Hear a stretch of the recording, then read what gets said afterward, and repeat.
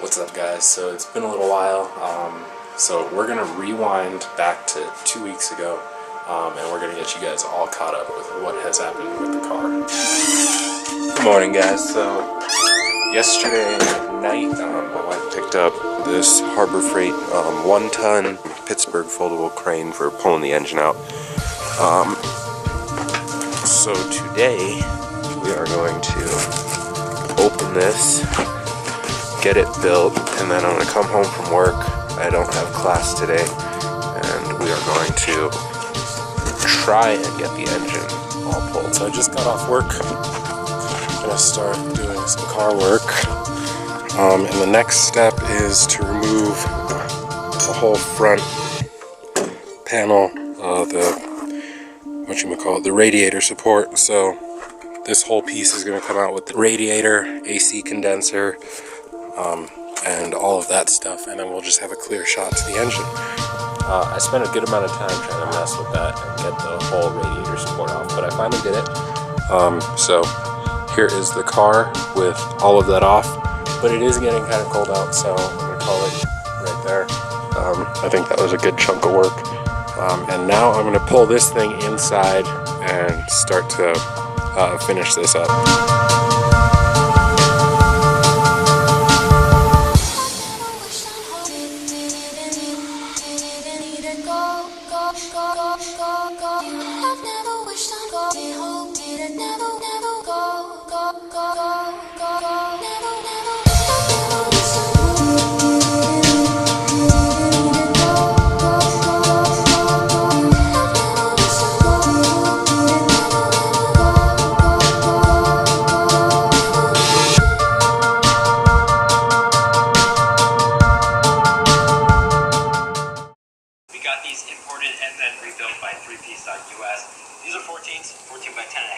Jesus. Alright, so we got basically everything is unbolted on the motor. So nothing is holding it in except for the mounting points. So I've got cooling lines disconnected, wire harness is pulled out of the way, labeled, all those blue tags everywhere. And I think it is ready to come out. I've got the crane here ready to pop this baby out. We're gonna try with this chain.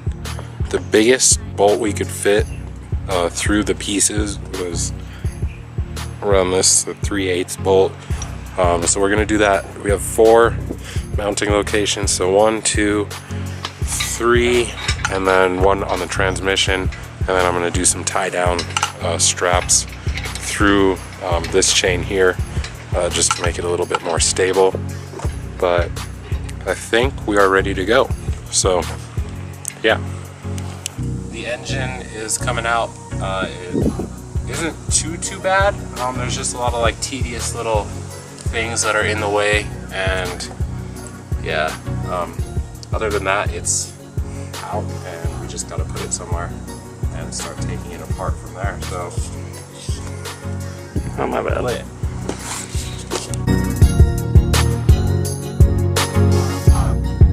Wow. I'm actually very surprised that I did this. Yeah. I'm very, very surprised. Oh, look. Let's take a look. Did it tell you?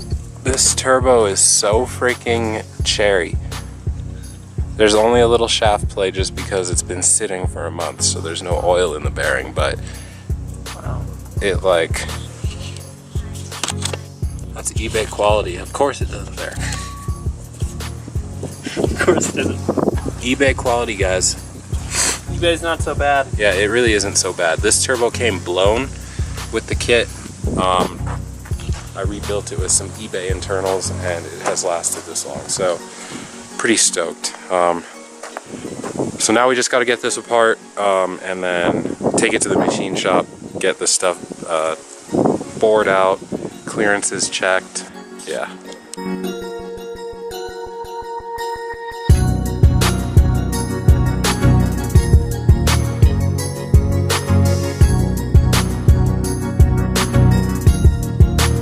the next day, guys. UPS guy is actually on his way up the street, and he should have the rods with him. So let's hope. Chips were excited, huh?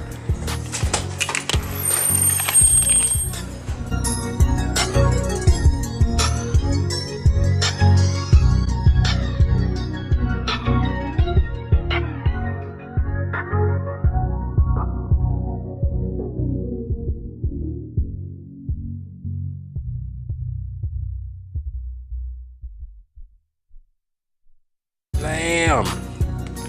So it's actually a lot smaller than I thought it was going to be. Still looks beautiful. I was going to take it out, but the bag is sealed. I think I'll just leave it in there. So, Eagle forged rod. It looks real nice. Hopefully this car is fairly reliable when it's built. That's what we're hoping for. That's why I went this route. With the forged internals and the turbo kit. I don't plan on pushing anything more than like 15 to 18 psi, and I won't even be like ripping it that hard anyway. It's funny though, because I say that and I bet you I will be romping on it pretty good. So we'll see how the car holds up with these internals. Good morning, guys. So today is the day we're dropping the block off at the machine shop. So I've got pistons, rods. I'm gonna get the bearings as well, and we're gonna drop. I don't know if I'm gonna leave the rods there, but the pistons are definitely staying so they can get the engine bore right. The rods might stay just so they can bolt the crank and all of that together and check the piston clearance, and then we'll work the compression ratio if we need to. So yeah, it's going down. So yeah, that happened, and this is where we are now. So everything is torn out, the hood is just propped up there.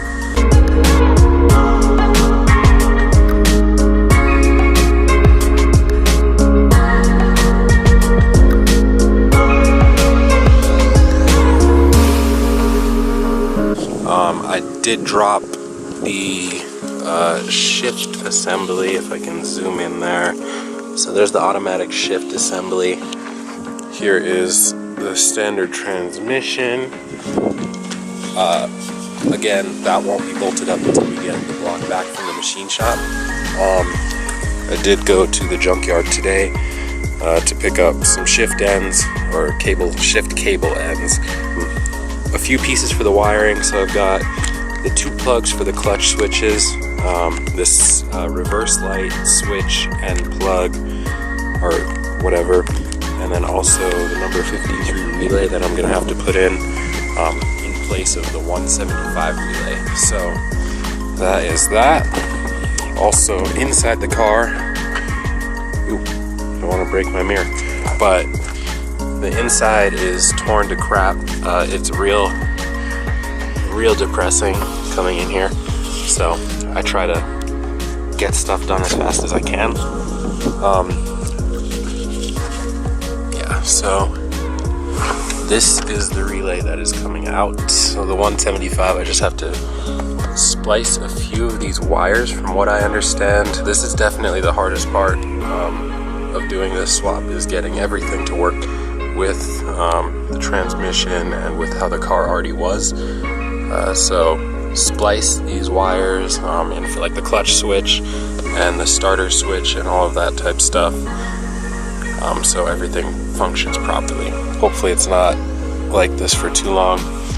I'm gonna try and get this stuff done by tomorrow night. Get all of the wiring and stuff done, get the shift tower installed here, and get all that stuff in by tomorrow night. I want to have the car as done as it can be until the block comes back, and then I can get the engine and all of that stuff put together and hopefully in by the weekend.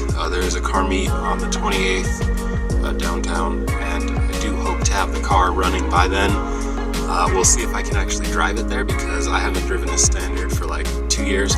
So yeah, that'll be fun. And if it's not done by then, at least we're close. I set the goal to have it done by October 26th, my birthday, so that's this coming Thursday. And I think the block might be done by then. They said about a week to bore it out, but it could be as little as 2 or 3 days, they said. So it's probably not going to be done by October 26th, sadly. But that goal was set just so I can actually like get this project started and start working on getting the car done. So at least I got that far. So I'm happy I did that. Unlike the turbo kit last year, I had that sit for like 3 months before I did anything with it. This time it was only a few weeks of having the transmission, and yeah. And now it is Wednesday, what is it, the 23rd, 24th. Alright, so Wednesday the 24th is the current date today. I'm still getting parts in the mail.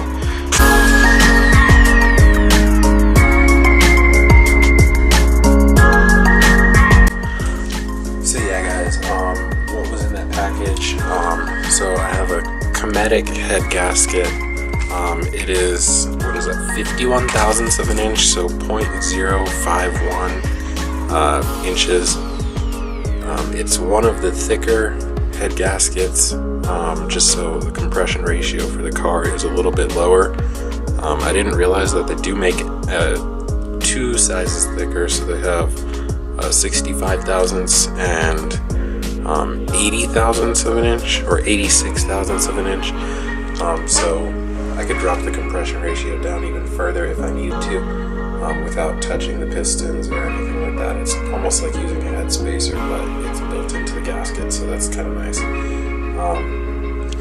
So yeah, and this gasket does accept up to 83.5 millimeter bore pistons, so we're good on that. And then in the black wrapping that you guys saw, that was this. So it's a meter of 2-inch silicone piping for the intercooler.